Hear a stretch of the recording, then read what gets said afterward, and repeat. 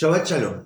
Esta semana nos encontramos con una parashá rica, hasta diría incluso pletórica en preceptos en materia legal. El entramado de la porción de lectura de esta semana, Parashat Ki Teitzei, está compuesto de principio a fin por normas, leyes de lo más variadas que rigen, diría, prácticamente todos los órdenes de la existencia humana. Y no estoy exagerando. Los mandatos no se reducen a lo meramente ritual, sino que encontramos leyes y regulaciones, por ejemplo, que vienen a establecer un comportamiento específico, adecuado, normativo para tiempos de paz y de sosiego, por un lado, y para tiempos de rispideces, de luchas, de conflictos, de un conflicto que es inherente a la existencia, por otro lado.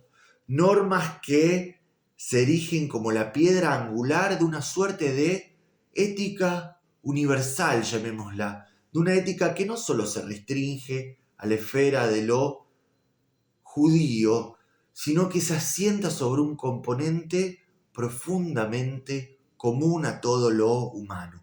Preceptos que labran una dimensión de cuidado y de responsabilidad respecto del vínculo con la creación en su acepción más cabal, en el trato de los animales, por ejemplo, o en el cuidado de lo natural, normas que abonarían el camino de lo que podríamos llamar una conciencia ecológica atravesada, en este caso, claro, por lo judío.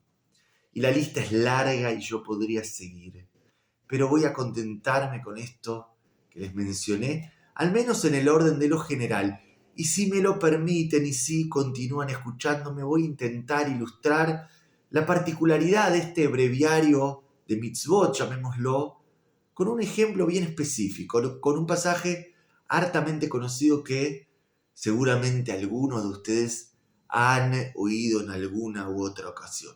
Vamos a hacer, como siempre, vamos a leer el versículo de a poco en hebreo, tengan paciencia y vamos a ir traduciéndolo.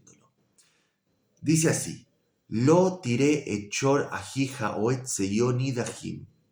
Y será que cuando vieras al buey de tu hermano, al buey de tu prójimo o a su cabra extraviados en el camino, vegitalam tameem, no podrás ignorarlos. Es decir, no podés omitir esta situación, no podés hacer la vista gorda ante lo que ocurre. Ashev teshivem leajija, sino que habrás de devolverlos.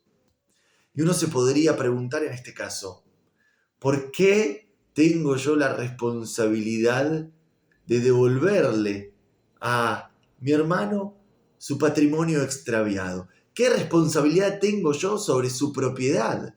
Justamente la noción de la propiedad privada, que limita, que diferencia, que discrimina entre su dominio y el mío, es prefigurada en este versículo. Y esta noción pareciera eximirme de la responsabilidad de todo aquello que cae bajo su dominio, que está bajo su égida y no bajo la mía. Pero no. Ashev teshivem leajija. Escuchamos clamar la enseñanza moral desde las entrañas de nuestra parashá. Habrás de devolvérselo a tu hermano. Porque en el momento en el que reconoces en el otro a un hermano, ya no tenés licencia, ya no tenés la prerrogativa para desentenderte de él, para desentenderte de absolutamente nada de lo que sucede con él. Tu vida y la suya se amalgaman en un entramado, en el entramado de una existencia compartida y mancomunada. Y yo sé que nos toca vivir un contexto incierto. Un contexto en el que las grietas que conocemos desde hace ya larga data, se van sin embargo quizás en las últimas semanas tornando más notorias, se van profundizando. Y no hablo solo de las socioeconómicas, hablo sobre todo de las políticas, de las ideológicas.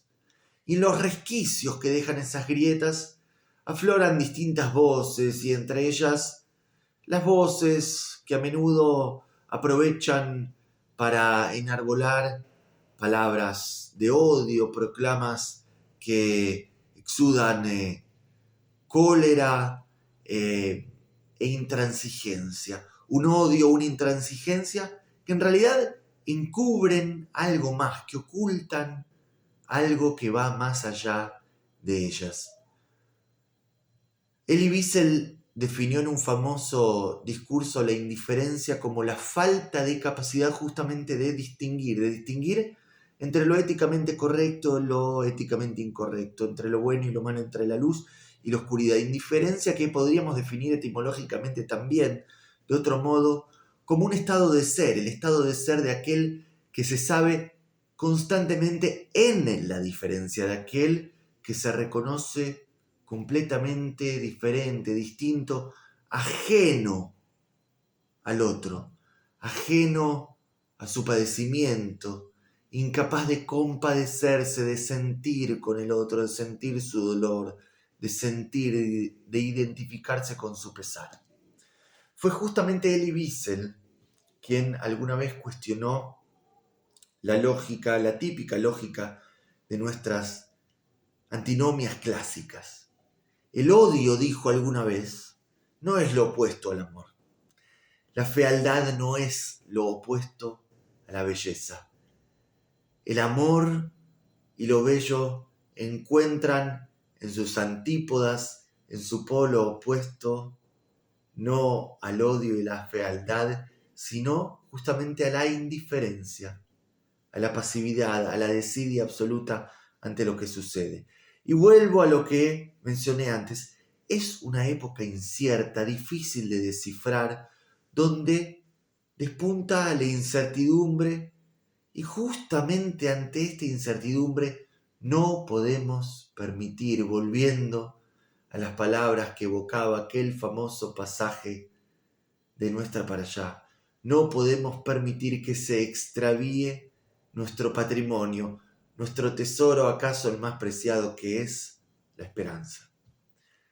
Tenemos que devolverles a nuestros hermanos, tenemos que devolvernos a nosotros mismos la esperanza de que es posible salir adelante, de que es posible volver a construir una sociedad que se erija no sobre los despojos de la indiferencia, sino sobre los valores del diálogo y de lo plural, de un diálogo que es la simiente para vivir una vida rica, una vida que no se restringe al color gris y opaco de la individualidad radical, de la presencia ubicua y ecuánime del yo y del ego.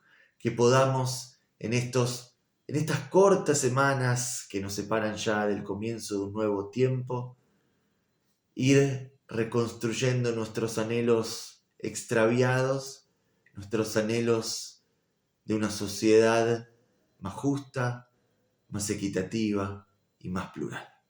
Shabbat Shalom.